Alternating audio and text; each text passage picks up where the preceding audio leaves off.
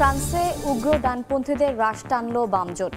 দ্বিতীয় দফার নির্বাচনে এগিয়ে নিউ ফ্রন্ট পপুলার। সমর্থকদের উচ্ছ্বাস, ঝুলন্ত পার্লামেন্টের আভাস। 2 দিনের সফরে আজ রাশিয়া যাচ্ছেন নরেন্দ্র মোদি। পুতিনের সঙ্গে বৈঠকে প্রতিরক্ষা সহ নানা বিষয়ে হতে পারে আলোচনা। তীক্ষ্ণ নজর পশ্চিমাদের। এবার নিজেকে কৃষ্ণাঙ্গ নারী দাবি করলেন মার্কিন প্রেসিডেন্ট জো বাইডেন। মুখ ফসকে বলা মন্তব্য নিয়ে মার্কিন রাজনীতিতে আলোচনা সমালোচনা।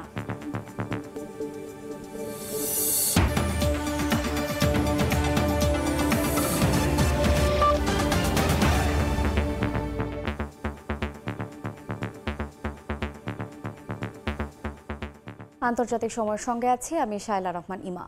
ফ্রান্সের পার্লামেন্ট নির্বাচনে দ্বিতীয় দফার ভোটে কেউ নিরঙ্কুশ সংখ্যাগরিষ্ঠতা না পেলেও প্রাথমিক ফলাফলে এগিয়ে বামপন্থী new front popular. President Emmanuel Macron দ্রুত বামজোটকে সরকার গঠনের আহ্বান জানাবেন বলে আশাবাদী সমর্থকরা। প্যারিস থেকে আরও জানাচ্ছেন মোহাম্মদ লুৎফর রহমান বাবু। প্রথম ধাপে কট্টর ডানপন্থীরা এগিয়ে থাকলেও ফ্রান্সের পার্লামেন্ট নির্বাচনের দ্বিতীয় ধাপে এসে তারা তা ধরে রাখতে পারেনি।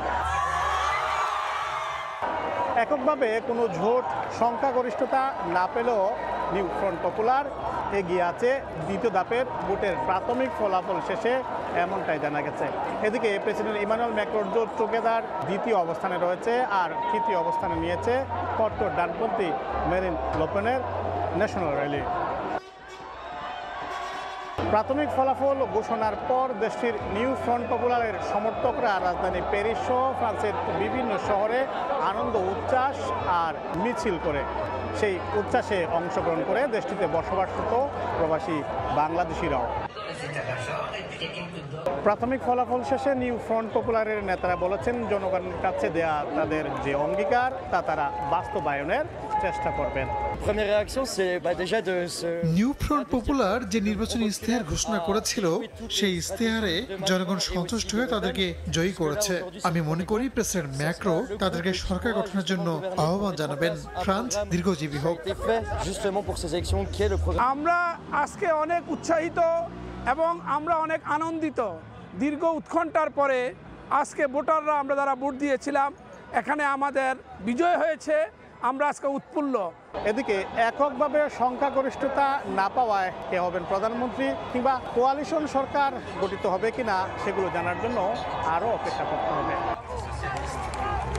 কিভাবে সরকার গঠিত হবে তা নিয়ে চলবে এখন দর কষাকষি সহ নানা হিসেব নিকেশ। তবে দেশটিতে বসবাসরত অভিবাসী ও মুসলিম অধিবাসীরা আপাতত সংখ্যামুক্ত, কট্টর ডানপন্থীরা দেশটির পার্লামেন্টে সংখ্যাগরিষ্ঠতা না পাওয়ায়। মোহাম্মদ লুৎফর রহমান বাবু, সময় সংবাদ, প্যারিস। পশ্চিমাদের চোখ রাঙানির মধ্যেই রাশিয়া যাচ্ছেন ভারতের প্রধানমন্ত্রী নরেন্দ্র মোদি। পুতিনের সঙ্গে বৈঠকে দ্বিপাক্ষিক বাণিজ্য, ইউক্রেন যুদ্ধ, প্রতিরক্ষা সমঝোতার বিষয় নিয়ে আলোচনা হতে পারে তার। এদিকে ভারতের প্রধানমন্ত্রীর এই সফরকে ঈর্ষা করছে পশ্চিমারা, অভিযোগ ক্রেমলিনের। 5 বছর পর রাশিয়া যাচ্ছেন নরেন্দ্র মোদি। 22তম ভারত রাশিয়া বার্ষিক সম্মেলনে যোগ দিতে সোমবার মস্কোর উদ্দেশ্যে নয়াদিল্লি ছাড়বেন ভারতের প্রধানমন্ত্রী। টানা তৃতীয়বারের মতো প্রধানমন্ত্রী নির্বাচিত হওয়ার পর রাশিয়ায় তার এই সফর বেশ গুরুত্বের সঙ্গে দেখছে পশ্চিমা গণমাধ্যমগুলো। ভারতের পররাষ্ট্র মন্ত্রণালয় বলছে, 2 দিনের সফরে রুশ প্রেসিডেন্ট ভ্লাদিমির পুতিনের সঙ্গে বৈঠক করবেন মোদি। 2 রাষ্ট্রপ্রধানের মধ্যে একাধিক বিষয় নিয়ে আলোচনার সম্ভাবনা রয়েছে। দ্বিপাক্ষিক বাণিজ্য, ইউক্রেন যুদ্ধ, প্রতিরক্ষা সমঝোতার বিষয় উঠে আসতে পারে তাদের আলোচনায়। ইউক্রেন যুদ্ধকে কেন্দ্র করে যুক্তরাষ্ট্র, যুক্তরাজ্য সহ পশ্চিমাদের তিরস্কার শুনতে হয়েছে রাশিয়াকে। বহু ক্ষেত্রে নিষেধাজ্ঞাও জারি করা হয়েছে। তবে মার্কিন চোখ রাঙানি থাকার পরেও মস্কোর সঙ্গে বন্ধুত্ব নষ্ট করতে চায়নি নয়াদিল্লি। যদিও ইউক্রেনের রুশ সামরিক অভিযানের বিরোধিতা করেছে ভারত। এদিকে পশ্চিমারা যে মোদির মস্কো সফর ভালোভাবে দেখছে না, বিষয়টি নিশ্চিত করেছে ক্রেমলিন। এক বিবৃতিতে মুখপাত্র অভিযোগ করে বলেন, ভারতীয় প্রধানমন্ত্রীর সফর ঈর্ষার চোখে দেখছে যুক্তরাষ্ট্র সহ পশ্চিমা দেশগুলো। নরেন্দ্র মোদির এই সফর 2 দেশের দ্বিপাক্ষিক সম্পর্কের অগ্রগতির জন্য খুবই গুরুত্বপূর্ণ বলেও উল্লেখ করেন দিমিত্রি পেসকভ।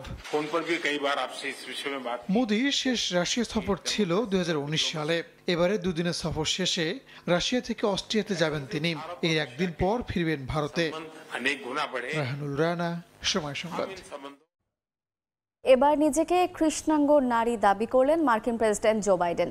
ফিলাডেলফিয়ার একটি রেডিও স্টেশনে এক সাক্ষাৎকার চলাকালে মুখ ফসকে এমন মন্তব্য করে বসেন তিনি। তার এই মন্তব্য নিয়ে মার্কিন রাজনীতিতে শুরু হয়েছে তুমুল আলোচনা সমালোচনা। দায়িত্ব গ্রহণের পর থেকেই নানা অদ্ভুতুড়ে অসংলগ্ন কাজের মধ্য দিয়ে আলোচনায় যুক্তরাষ্ট্রের প্রেসিডেন্ট জো বাইডেন। সিঁড়িতে হোঁচট খাওয়া থেকে শুরু করে বক্তৃতায় হোঁচট, এলোমেলো কথা বা অসময়ে ঝিমিয়ে পড়া, এসব আচরণ যেন বাইডেনের ব্র্যান্ড হয়ে দাঁড়িয়েছে। এই সুযোগে প্রতিদ্বন্দ্বী ডোনাল্ড ট্রাম্পও তার বয়স নিয়ে লাগাতার খোঁচা দিতে ছাড়েননি। এরই মধ্যে নির্বাচনী বিতর্কে ভরাডুবির পর তার বয়স নিয়ে আলোচনা আবারও তুঙ্গে। এমনকি বাইডেনের নিজের দল ডেমোক্রেটিক পার্টির সদস্যরাই এখন সংশয়, আসলেই কি জো বাইডেন একটু বেশি বুড়িয়ে গেছেন? সম্প্রতি বাইডেন ঘটিয়েছেন এক নতুন কাণ্ড। ফিলাডেলফিয়ার WURD রেডিও স্টেশনে এক সাক্ষাৎকার চলাকালে নিজেকে কৃষ্ণাঙ্গ নারী দাবি করে বসেন 81 বছর বয়সী এই প্রেসিডেন্ট। যদিও পশ্চিমা গণমাধ্যমগুলো বলছে বাইডেন বলতে চেয়েছেন কৃষ্ণাঙ্গ বারাক ওবামার আমলে তিনি ভাইস প্রেসিডেন্ট হিসেবে কাজ করার সুযোগ পেয়েছেন। অথচ সাধারণ এই কথাটা বলতেই হিমশিম খেলেন প্রবীণ এই রাজনীতিবিদ। যদিও নিজের কর্মক্ষমতার ব্যাপারে তার আত্মবিশ্বাস এখনো 16 আনা। অধরা শ্রেয়সী অথই, সময় সংবাদ। আন্তর্জাতিক সময় আরও থাকছে। বিদেশিদের নাগরিকত্ব দিচ্ছে সৌদি সরকার। ডিক্রি জারি, উচ্ছ্বসিত প্রবাসীরা। ভবিষ্যতে বাংলাদেশিদেরও সুযোগ পাওয়ার প্রত্যাশা।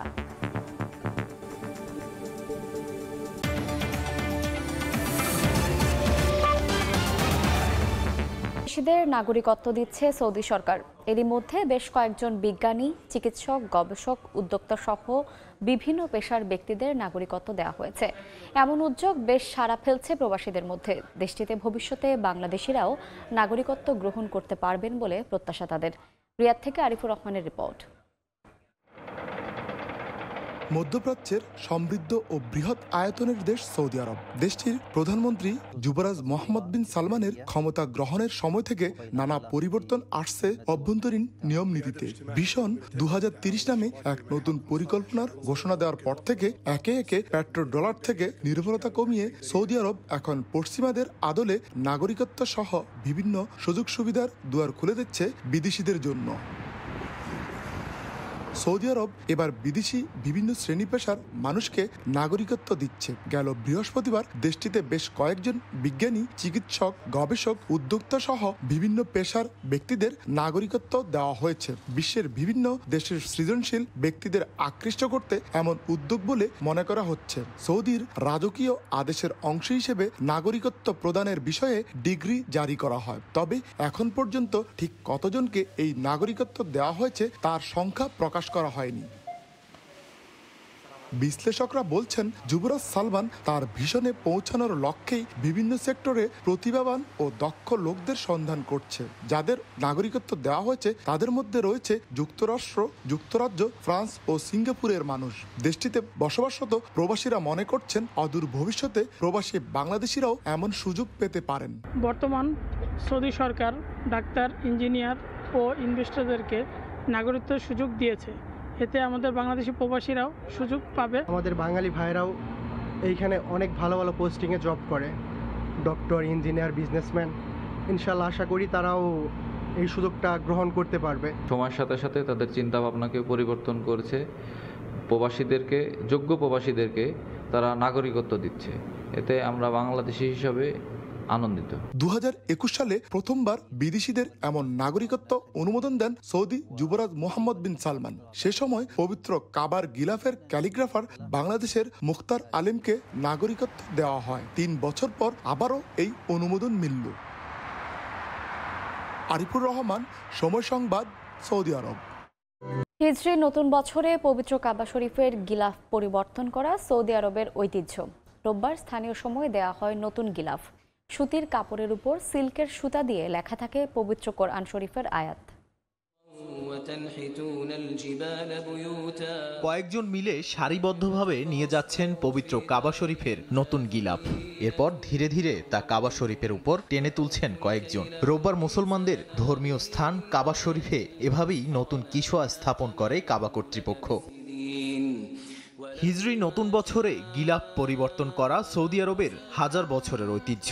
বছরে মাত্র একটি নতুন কিসোয়া বানানো হয় মক্কার গ্র্যান্ড মসজিদে। কালো সুতি কাপড়ের ওপর সোনালী সিল্কের সুতা দিয়ে লেখা হয় কালেমা শাহাদাত। এর বাকি 2/3 স্থানে কোরআন শরীফের আয়াত স্বর্ণ দিয়ে এমব্রয়ডারি করা হয়। গিলাফ পরিবর্তন একটি আনুষ্ঠানিকতার মধ্য দিয়ে করা হয়। একই সঙ্গে বরণ করা হয় হিজরি নতুন বছর। ইসলামের তাফসিরবিদদের মতে আদম আলাহিসাল্লামকে পৃথিবীতে পাঠানোর 2000 বছর আগে কাবা শরীফ নির্মাণ করা হয়। এরপর আদম আলাহিসাল্লামকে দিয়ে আল্লাহ তাআলা কাবা পুনর্নির্মাণ করান, যদিও এরপর তা বহুবার সংস্কার করা হয়। নাদিম মারজান, সময় সংবাদ।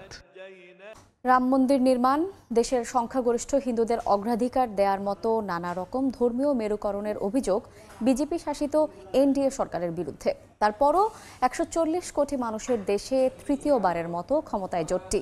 বিরোধীদের অভিযোগ, লোকসভা নির্বাচনে বিজেপি 400-র বেশি আসন নিয়ে ক্ষমতায় ফিরলে দেশটি হিন্দু রাষ্ট্র হিসেবে ঘোষণা করা হতো। এবার সেই অভিযোগের গায়ে সিলমোহর দিলেন নোবেল বিজয়ী অর্থনীতিবিদ ডক্টর অমর্ত্য সেন। যদিও সেনের মন্তব্য নিয়ে বিজেপির পাল্টা কোনো প্রতিক্রিয়া মেলেনি। ভারত থেকে বিস্তারিত জানাচ্ছেন সুব্রত আচার্য।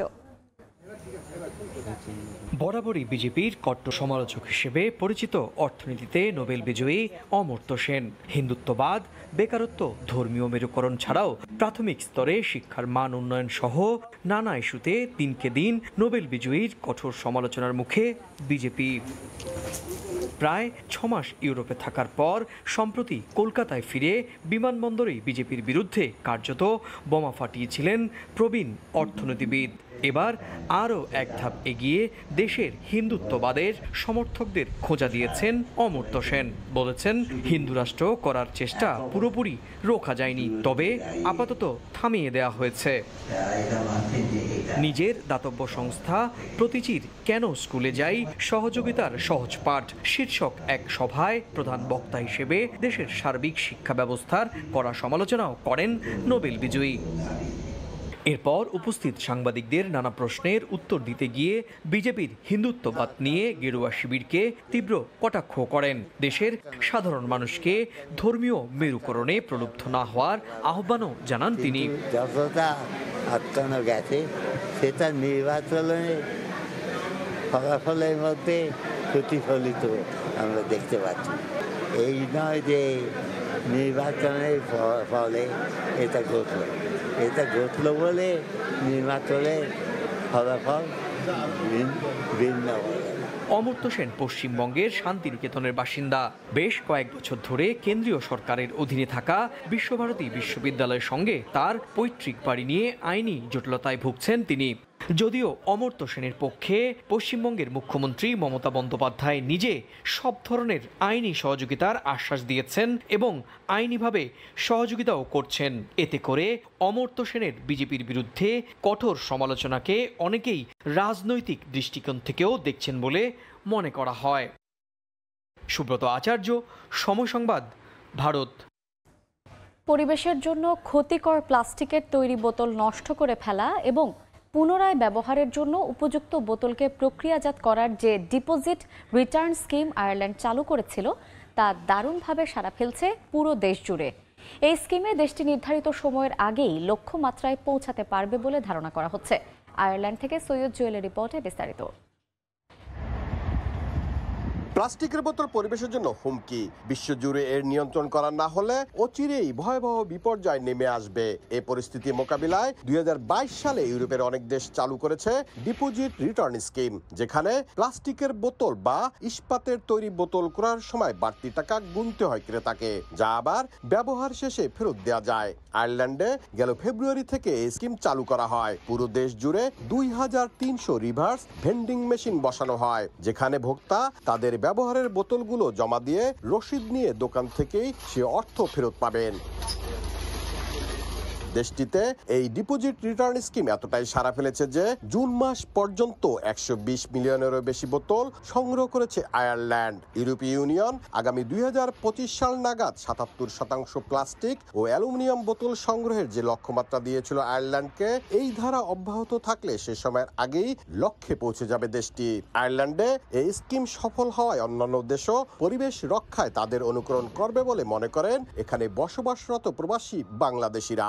অনেক ধরনের প্লাস্টিক বোতল পরিবেশের জন্য হুমকি শুরু। ডিপোজিট রিটার্ন স্কিম দারুণভাবে কাজ করায় পরিবেশ বিপর্যয়ের হাত থেকে আয়ারল্যান্ড অনেকটা মুক্ত থাকবে বলে আমি বিশ্বাস করি। ডিপোজিট রিটার্ন স্কিমের আওতায় গেল 15 মে একদিনেই রেকর্ড 30 লাখ প্লাস্টিকের বোতল সংগ্রহ করেছে আয়ারল্যান্ড, যেটি ইউরোপের শীর্ষ সংগ্রহকারী দেশের একটি। ডিপোজিট রিটার্ন স্কিমের আওতায় এখন পর্যন্ত গড়ে প্রতিদিন 10 লাখেরও বেশি পানীয় বোতল সংগ্রহ করে আয়ারল্যান্ড সরকার। আগামী বছরের ইউরোপীয় ইউনিয়নের যে লক্ষ্যমাত্রা, সেই লক্ষ্যমাত্রা পূরণ করবে তার নির্ধারিত সময়ের অনেক আগেই, এমনই ধারণা এখানের সরকারের। আয়ারল্যান্ড থেকে সৈয়দ জুয়েল, সময় সংবাদ। আন্তর্জাতিক সময়। গভীর সমুদ্রে জীববৈচিত্র্য রক্ষা ও সামুদ্রিক প্রাণী সংরক্ষণে কাজ করে যাচ্ছেন চীনা বিজ্ঞানীরা। বিশেষ করে দক্ষিণ চীন সাগরের সামুদ্রিক বাস্তু সংস্থান নিশ্চিতে নানামুখী পদক্ষেপ নিচ্ছেন তারা। গভীর সমুদ্রের পাশাপাশি গবেষণাগারেও কোরালের চাষ করছেন চীনা বিজ্ঞানীরা। সোমবার গ্রিনিং দ্য ব্লু নামে 30 মিনিটের একটি প্রামাণ্যচিত্র সম্প্রচার করতে যাচ্ছে চীনা গণমাধ্যম CGTN, যেখানে দেখা যাবে এক যুগেরও বেশি সময় ধরে কিভাবে চীনা বিজ্ঞানীরা সামুদ্রিক বাস্তুতন্ত্র রক্ষায় নিরলস কাজ করে যাচ্ছেন। গভীর সমুদ্রের নিচে এক অন্য জগৎ। বিভিন্ন প্রজাতির কোরাল তথা সামুদ্রিক গাছগাছালির পাশাপাশি রয়েছে জানা অজানা অসংখ্য সামুদ্রিক মাছ। সেই গভীর সমুদ্রের নিচেই হেঁটে যাচ্ছেন চীনা বিজ্ঞানীরা। কোরালগুলো মেপে দেখছেন এবং বিশেষভাবে পর্যালোচনা করছেন। দৃশ্যটি দক্ষিণ চীন সাগরের। মূলত এই সাগরের বাস্তুতন্ত্র রক্ষায় অবিরাম কাজ করে যাচ্ছেন তারা। চীনা গণমাধ্যম CGTN এর বানানো 30 মিনিটের একটি প্রামাণ্যচিত্র গ্রিনিং দ্য ব্লুর কিছু অংশ প্রকাশ করা হয়েছে, যেখানে দেখা যায় কিভাবে চীনা বিজ্ঞানীরা সামুদ্রিক বাস্তুতন্ত্র রক্ষায় কাজ করে যাচ্ছেন। সমুদ্রের নিচের গাছগাছালির বড় হওয়া, উদ্ধার করা কচ্ছপকে নিজ ঘরে ফিরিয়ে দেয়া এবং কোরাল বাগান প্রস্তুত করা, এর সবই এই তথ্যচিত্রে তুলে ধরা হয়েছে। সেই সঙ্গে কিভাবে সমুদ্রের নিচের বালুচরকে সবুজ দ্বীপে পরিণত করছেন বিজ্ঞানীরা, তাও দেখানো হয়েছে। এক যুগেরও বেশি সময় ধরে দক্ষিণ চীন সাগরে কোরাল ও সামুদ্রিক প্রাণীর টেকসই ভবিষ্যৎ নিশ্চিতের পাশাপাশি সামুদ্রিক বাস্তুতন্ত্র রক্ষায় গবেষণা করে যাচ্ছেন চীনের বিজ্ঞানীরা। তাদেরই একজন ঝাং ইউয়াং। তিনি জানান, সমুদ্রের বাস্তুসংস্থান সামুদ্রিক উষ্ণায়নের কারণে হুমকির মুখে রয়েছে। সমুদ্র তলদেশে প্রবাল প্রাচীরের মাত্র 0.2% জুড়ে সামুদ্রিক গাছগাছালি থাকলেও সমুদ্রের গোটা বাস্তুসংস্থানের 1/3 এদের উপর নির্ভরশীল। মানবসৃষ্ট বিভিন্ন কারণে সমুদ্রের ভঙ্গুর বাস্তুসংস্থান বর্তমান বিপর্যয়ের মুখে বলে জানান চীনা গবেষকরা। চীনের বিজ্ঞানীরা সমুদ্রের পাশাপাশি 2009 সাল থেকে গবেষণাগারে কৃত্রিমভাবে কোরাল চাষ করছেন, যা এখনও অব্যাহত আছে। ঝাং আরও জানান, চীনের একার পক্ষে গোটা সমুদ্রের জীববৈচিত্র্য রক্ষা সম্ভব নয়, তাই অন্যদেরও এগিয়ে আসার পাশাপাশি তারাও সমুদ্রপৃষ্ঠকে রক্ষার প্রচেষ্টা চালিয়ে যাবেন বলে জানান ঝাং। অর্জিতা শেহজিন, সময় সংবাদ। চীনের হারবিন শহরে হচ্ছে বিখ্যাত আইস অ্যান্ড স্নো স্কাল্পচার ফেস্টিভ্যাল। বরফের নানা ভাস্কর্য দেখে মুগ্ধ দর্শনার্থীরা। শীতের পোশাক পরে তারা ভিড় জমাচ্ছেন এই উৎসবে। যেদিকে চোখ যায় সেদিকেই স্বচ্ছ বরফে বানানো তুষার মানব, বাঘ ভাল্লুক, আরো কত কি আছে। বরফে বানানো প্রাসাদ আর তার সামনে দাঁড়ানো ঘোড়ার গাড়ি, এ যেন ডিজনির রাজকুমারী এলসার বরফের স্বর্গরাজ্য। দর্শনার্থীরা মুগ্ধ হয়ে দেখছেন বরফের কারুকার্য, যেন বিশ্বাস করতে পারছেন না কিভাবে সম্ভব হলো বরফ কেটে এমন সব ভাস্কর্য নির্মাণ করা। চীনের উত্তর প্রান্তের শহর হারবিনে চলছে Harbin International Snow and Ice Culture Festival. নানা অনুষ্ঠানের মধ্য দিয়ে এই উৎসবের উদ্বোধন করা হয়। চীনের রাজধানী বেইজিং থেকে কয়েকশো কিলোমিটার দূরে অবস্থিত হলেও বিশ্বের নানা প্রান্ত থেকে দর্শনার্থীরা ছুটে যাচ্ছেন অসাধারণ এই উৎসবে যোগ দিতে। তীব্র গরমে স্বস্তি পেতেও ছুটে যাচ্ছেন অনেকে। হারবিন আইস ওয়ার্ল্ডের একটি ইনডোর থিম পার্কে অনুষ্ঠিত হচ্ছে এই উৎসব। পার্কটিকে 9টি থিম এবং 13টি প্রজেক্টে সাজানো হয়েছে। এর মধ্যে আছে বরফ ও তুষারে বানানো বিভিন্ন ভাস্কর্য, আলো ছায়ার খেলা, বিনোদনমূলক কর্মকাণ্ড এবং বিভিন্ন সাংস্কৃতিক অনুষ্ঠান। অধরা শ্রেয়সী অথই, সময় সংবাদ। আন্তর্জাতিক সময়ের শীর্ষ সংবাদ জানিয়ে দিচ্ছে আরেকবার। ফ্রান্সে উগ্র ডানপন্থীদের রাশ টানল বাম জোট। দ্বিতীয় দফার নির্বাচনে এগিয়ে নিউ ফ্রন্ট পপুলার। সমর্থকদের উচ্ছ্বাস, ঝুলন্ত পার্লামেন্টের আভাস। 2 দিনের সফরে আজ রাশিয়া যাচ্ছেন নরেন্দ্র মোদী। পুতিনের সঙ্গে বৈঠকে প্রতিরক্ষা সহ নানা বিষয়ে হতে পারে আলোচনা। তীক্ষ্ণ নজর পশ্চিমাদের। এবং এবার নিজেকে কৃষ্ণাঙ্গ নারী দাবি করলেন মার্কিন প্রেসিডেন্ট জো বাইডেন। মুখ ফসকে বলা মন্তব্য নিয়ে মার্কিন রাজনীতিতে আলোচনা সমালোচনা।